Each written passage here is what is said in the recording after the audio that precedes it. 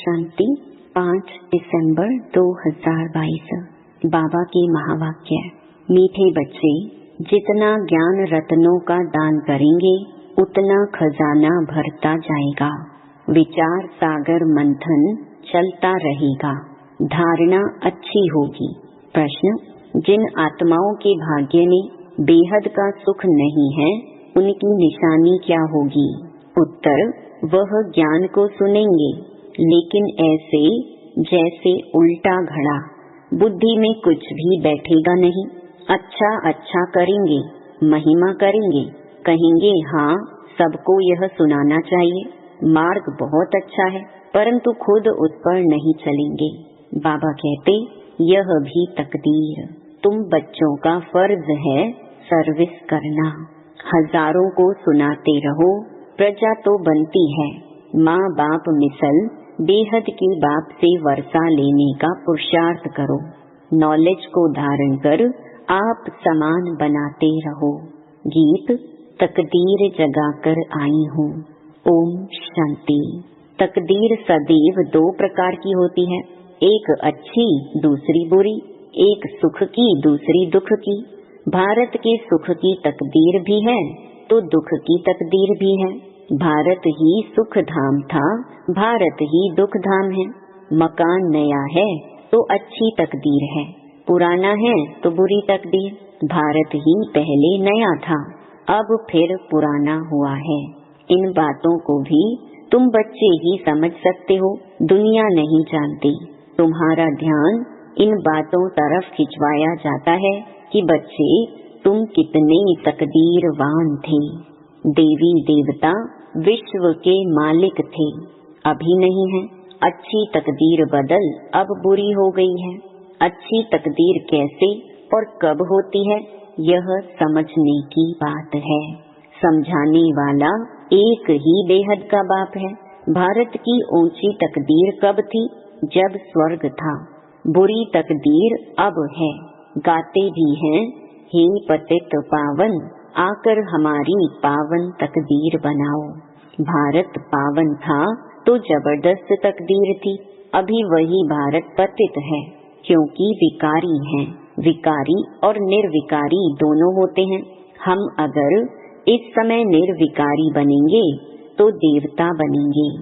अब बाप को बुलाते रहते हैं, कुंभ के मेले पर भी जरूर गाते होंगे, पतित पावन सीताराम। पतित पावनी नदी तो है नहीं। मनुष्यों की जब तकदीर बुरी होती है तो कितने पत्थर बुद्धि हो जाते हैं। दुख और सुख का यह खेल है। दुख कौन देते हैं, सुख कौन देते हैं, दोनों के चित्र बहुत नामी ग्रामी हैं। सुख के लिए परम पिता परमात्मा को याद करते हैं, हे दुख हरता सुख करता। तो इससे सिद्ध है कि बाप कभी दुख नहीं देते। वो लोग समझते हैं भगवान ही दुख सुख दोनों देते हैं। पाई पैसे की बात भी कोई समझते नहीं है। अभी तुमको बाप ने पारस बुद्धि बनाया है, बुद्धि का ताला खोला है। तुम जानते हो सृष्टि का चक्र फिरता रहता है। सृष्टि पुरानी होती है तो उसमें दुख है। अभी तुमको 3 आँखें मिली हैं, तुम सबको समझा सकते हो, जबकि गाते हो पतित पावन आओ। फिर नदी पर क्यों आकर बैठे हो? यह यज्ञ तप आदि करना, वेद शास्त्र आदि पढ़ना सब भक्ति मार्ग है। बाप कहते हैं मैं इनसे नहीं मिलता हूँ। जब तुम्हारी भक्ति पूरी होती है तब मैं आकर सद्गति देता हूँ। योग का भी ज्ञान चाहिए, पावन बनने के लिए भी ज्ञान चाहिए। शास्त्र पढ़ने से तो पावन बनने की कोई बात नहीं। विवेक कहता है भारत जब पावन था, संपूर्ण निर्विकारी था, तब धनवान भी बहुत थे। ऐसा धनवान और पवित्र किसने बनाया?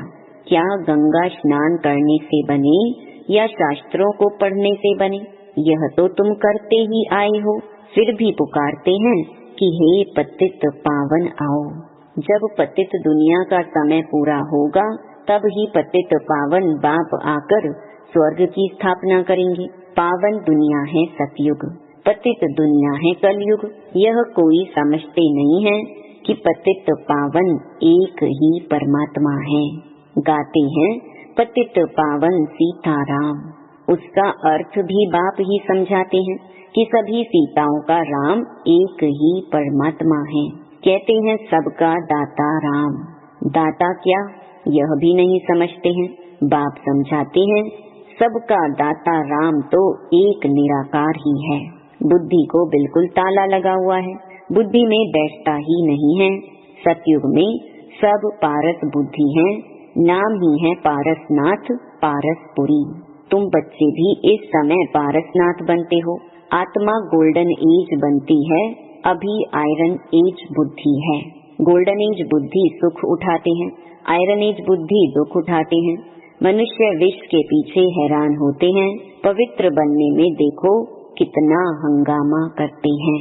गाया भी हुआ है कंस, जरासंधी, दुशासन, पूतना, सुपनखा, यह सब पास्ट की बातों का गायन है।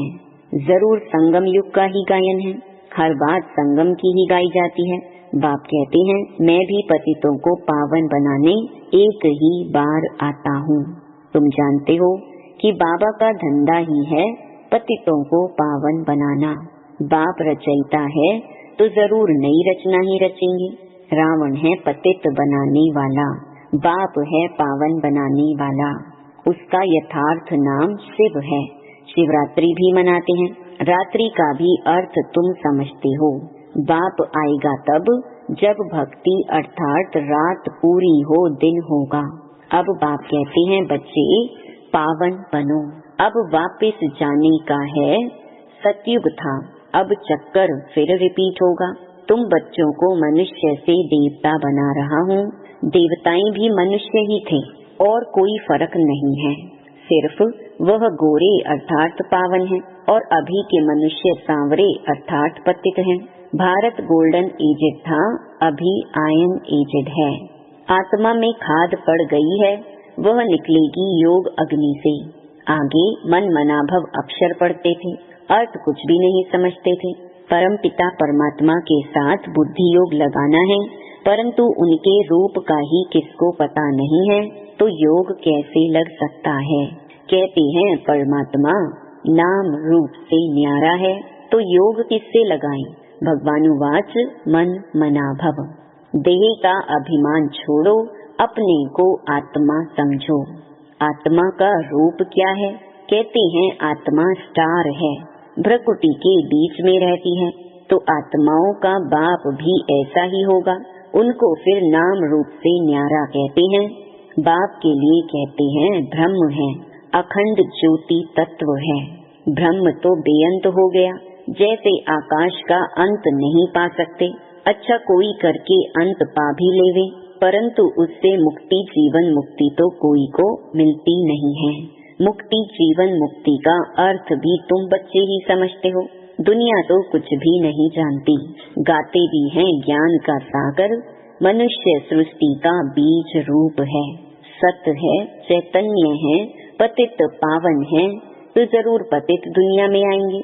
तुम समझाते हो जब ज्ञान है तो भक्ति हो ना सके। ज्ञान है दिन, सतयुग त्रेता, भक्ति है रात। ज्ञान का सागर परम पिता परमात्मा है, ना कि पानी। यह सबको समझाना है, सारे भारत को कैसे पैगाम देना है, उनके लिए बाबा अच्छी अच्छी युक्तियाँ समझाते रहते हैं। मेला तो वास्तव में आत्मा और परमात्मा का ही गाया हुआ है। परमात्मा तो एक ठहरा, परमात्मा सर्वव्यापी है, यह कोई हिसाब नहीं बनता है। बाप ही आकर सबको दुख से छुड़ाते हैं, दुख में सिमरन सब करते हैं। कितनी रड़ियाँ मारते हैं, पूछो यह कब से करते आए हो। कहते हैं परंपरा से। फिर पावन तो कोई हुए नहीं और पतित होते गए। तुम्हारी बुद्धि में अब सारा ज्ञान भरा हुआ है। ज्ञान को कहा जाता है ब्रह्मा का दिन, विष्णु का दिन नहीं कहते, क्योंकि ज्ञान अभी ही मिलता है। दिन प्रतिदिन पॉइंट्स रिफाइन निकलती जाती हैं। जीवन मुक्ति है भी सेकंड की बात। फिर कहते हैं ज्ञान का सागर है, कितना भी लिखते जाओ अंत नहीं आएगा। बाप जब समझाकर पूरा करते हैं तो फिर इम्तिहान भी पूरा हो जाता है। शुरू से लेकर कितना सुनते आए हो। गीता तो बिल्कुल छोटी बना दी है। कितनी ज्ञान की बातें हैं। समझाना भी बहुत सहज है। बरोबर सतयुग में एक धर्म था, अभी तो कितने धर्म हैं, कितना हंगामा है। आपस में ही हंगामा हो गया है। एक धर्म था तो लड़ाई आदि का नाम नहीं था, सुख ही सुख था। चक्कर का राज बुद्धि में है। बच्चों को समझाया है, तुम 84 जन्म कैसे लेते हो। चक्कर रिपीट होता है। अभी तुम तमो प्रधान से सतो प्रधान बन रहे हो योग बल से। तुम अभी आस्तिक बने हो, त्रिकालदर्शी भी बने हो। दुनिया में और कोई भी रचता और रचना को नहीं जानते हैं। तुम बच्चे ही जानते हो, परंतु धारणा कर औरों को नहीं समझाते हैं तो पॉइंट्स भूल जाती हैं। एक माल बुद्धि में नहीं बैठता है तो दूसरा कैसे बैठेगा। दान देते जाएंगे तो खजाना भरता जाएगा। विचार सागर मंथन चलता रहेगा। किसको कैसे समझाएं। भक्ति की महिमा तब है जब ज्ञान नहीं है। जो सर्विस पर हैं, उन्हों की बुद्धि में नशा रहता है। नंबरवार तो है ही। महारथी वह जो दूसरों को आप समान बनाते रहते हैं, नॉलेज धारण करते हैं, पद भी उनको ऐसा मिलता है। यह मेहनत सारी गुप्त है। तुम बाप के बने हो तो समझते हो, बाप से जरूर स्वर्ग का वर्षा मिलेगा। वहाँ रावण होता नहीं। रावण का राज्य ही अलग है, राम राज्य अलग है। तुम बच्चे अभी समझते हो कि रामायण भागवत आदि में सब इस समय की बातें हैं, गुड़ियों का खेल है। बाप समझाते हैं, इस समय सारा झाड़ तमो प्रधान है, खत्म होने का है। तुम्हारी बुद्धि में सारा राज है। समझाने लिए कितनी युक्तियाँ बताते रहते हैं। समझेंगे फिर भी कोटों में कोई सैपलिंग लग रहा है।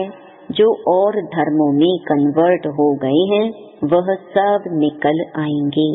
हिंदू वास्तव में है असुल देवी देवता धर्म के। समझाना है, तुम भारतवासी देवी देवता नस्ल के हो ना। देवी देवताओं को ही पूजते हो। देवता ही तुम्हारा धर्म है। पहले तुम देवता थे, फिर तुम क्षत्रिय वैश्य शूद्र बने, अब फिर तुम ब्राह्मण बन देवता बनो। हम समझाएंगे भारतवासियों को। अब सैपलिंग लगता है। बाप बैठ समझाते हैं, मैं कैसे शूद्र से कन्वर्ट करता हूँ, ब्राह्मण बन फिर देवता बनेंगे। कितनी समझानी अच्छी है। तुमसे कोई पूछे शास्त्र पढ़े हुए हो, बोलो भक्ति मार्ग में शास्त्र सब पढ़े हैं, परंतु सदगति तो बाप ही आकर करते हैं। तब तो तुम उनको बुलाते हो ना कि हे पतित पावन आओ। युक्ति से समझाओ तो समझेंगे जरूर। समझाने के लिए बच्चों में हिम्मत चाहिए। ड्रामा तुमसे सर्विस कराएगा, ऐसा देखने में आता है। कल्प पहले भी इसने इतना पुरुषार्थ कर यह पद पाया। बाबा से वर्षा पाने का पुरुषार्थ पूरा करना है। जबकि बाप का वर्षा मिलता है तो हम रावण के वर्षे को हाथ क्यों लगाएं? क्यों न मीठे बन जाएं? सर्व गुण संपन्न बनना है। यह है राजयोग, नर से नारायण बनने का अर्थात राजाई पाने का योग। बाप कहते हैं, मैं कल्प कल्प कल्प के संगम युग पर आता हूँ। यह है चढ़ती कला का युग। बाकी सब हैं उतरती कला के युग। उतरती कला और चढ़ती कला होती है। यह चक्कर बुद्धि में रहना चाहिए। बाप बैठ आत्माओं बच्चों से बात करते हैं कि मुझे याद करो। यह अंतिम जन्म पतित नहीं बनो तो मैं तुमको विश्व का मालिक बनाऊंगा। क्या तुम मेरी नहीं मानोगे? फिर तो बेहद का सुख भी तुम पा नहीं सकेंगे। तुम यह जन्म तो पवित्र बनो। मैं गारंटी करता हूँ तुमको विश्व का मालिक बनाऊंगा। बाप का भी नहीं मानेंगे क्या?